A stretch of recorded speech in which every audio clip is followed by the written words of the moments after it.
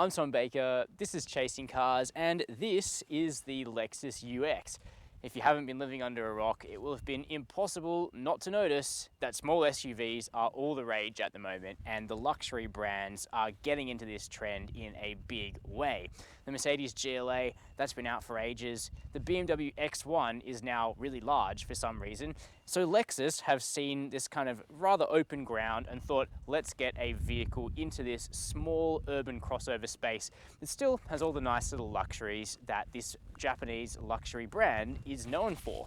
So like other Lexuses, you can get it in a variety of flavors. There's hybrid and non-hybrid, sportier models and more luxurious variants. And the one we've got here is just the standard 2-litre petrol, but in the highest grade sports luxury trim. So it should have a nice interior, and it does. Spoiler alert. I actually like the way this little truck looks. It's got kind of very angular shapes. It's very bold. Lexus certainly didn't hold back on the character of this thing.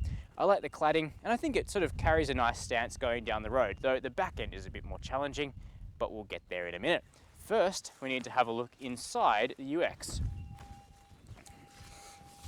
One thing I love is that, just like on their other vehicles, Lexus offers a bunch of choice in terms of how your interior is going to look. There's lots of different leather colors and lots of colors outside too, but you guys that know me, if you've been subscribing for a while, you see tan interior, you know I'll be happy, and that's exactly what we've got here. So this is like a really beautiful cognac color inside this UX with some black highlights as well. And because we're in the sports luxury, the top grade UX, you get this really beautiful Japanese finish up here on the dashboard with tan stitching. The whole thing looks and feels like a properly premium vehicle. And if you've seen our review of the Toyota CHR, which you can watch by clicking up here, you'll know that this vehicle is closely related to that Toyota. But importantly, the Lexus takes things up a significant notch, both in terms of the interior quality and also the way that it drives and the refinement on the road. But we will get there in a minute. In terms of the fit and finish, it's all, as you'd expect, beautifully made. This is a Lexus, so everything, you know, the shut lines are perfect, the doors have some weight to them. You feel like it's never gonna break. I think this thing would last a while. Now, we've got some interesting infotainment. So up here on the dash, we have a large, wide screen. It's not a touch screen, it's controlled via the Lexus Remote Touch pad interface. This remains a pretty frustrating way of interacting with the vehicle's controls, I've got to be honest, but I do like that Lexus have adopted this kind of little shortcut area down here with scrolling buttons for volume and tuning. That actually works really well. There's a new steering wheel design. We've seen it on the LC. That looks cool. Got nice shortcut buttons here that are relatively easy to use. These little toggles here are actually quite nice on the center stack.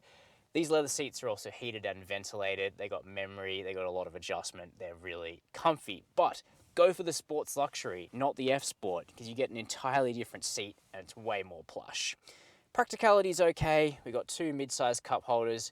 We've got wireless smartphone charging, and check this out. We've got a little narrow but deep storage bin here that can open up in either direction. What about space in the back? Let's find out.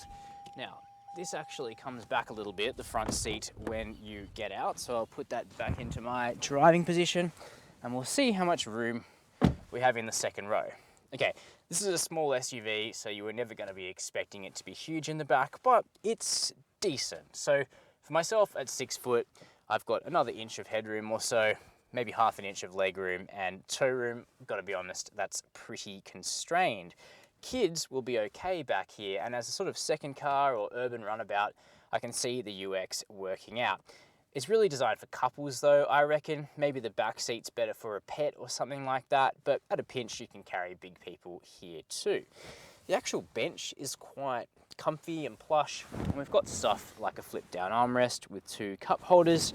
We've also got 2 fast charging USB ports, which brings the total to 4 for the car. Just a bit of a shame that material quality takes quite a step down here in the second row. What about boot space? Let's head around the rear. Now, this is what I meant when I said the looks are a little bit challenging. Certainly distinctive, but I'm not sure they'll be for everybody. You do get an electric tailgate though, even on a little car like this, but you know, It's nice not to have to do it yourself, I guess. As that opens up, you'll see the boot space is relatively compact. It's rated at 371 litres. It doesn't look like that much to me, but as you can see, the two chasing cars suitcases, they fit. There's no load lip, so you can slide them straight in and out. You've also got a couple of shopping bag hooks, which is nice, and there's also a tiny bit of underfloor storage as well. Got some handy shortcuts up here that lets you lock the car once the boot door has closed. It's also quite easy to park. These short little proportions mean you can get into a spot, get out your stuff, and leave pretty easily.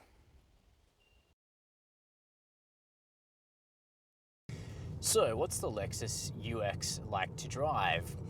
Well, in some ways it's similar to the other vehicles that also sit on Toyota's TNGA platform that underpins this vehicle, but there are also some things that the UX does differently and I think does well, and we'll get to that. But as always, we'll start with what's under the bonnet of this small SUV, because there's a choice of two different engines.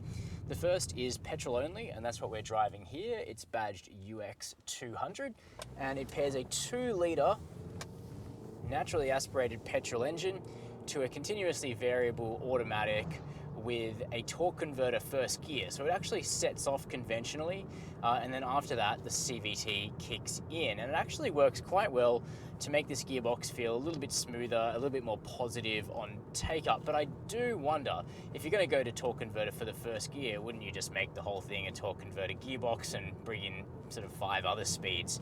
I think that'd make the UX200 even more drivable. Now, this engine is familiar because we've seen it in the new Toyota Corolla.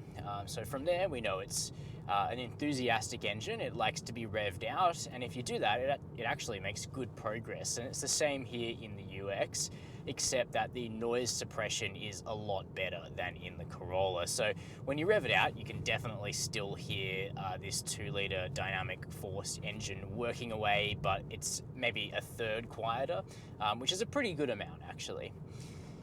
Your other option is a 2-litre petrol paired with a hybrid, and that makes 130 kilowatts of power, and that's definitely the sort of performance engine of the range for now, and also the most frugal, because the petrol we found does about 8 litres per 100 Ks with a town bias, whereas the hybrid does sort of 6 to 6.5. So if you're looking for something with a bit more get up and go, because the electric torque is pretty considerable on the hybrid, while also returning better fuel consumption, then the 250h model is the one that will satisfy you the best.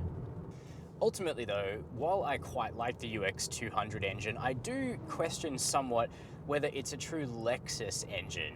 Just like in the Corolla, it feels zippy and you know, quite nice to drive, but because there's not a huge amount of low down torque, and because you do have to hear it revving away, it doesn't have that kind of silken character that Lexus power plants have always been known for. You know, 3.5 litre V6s and stuff.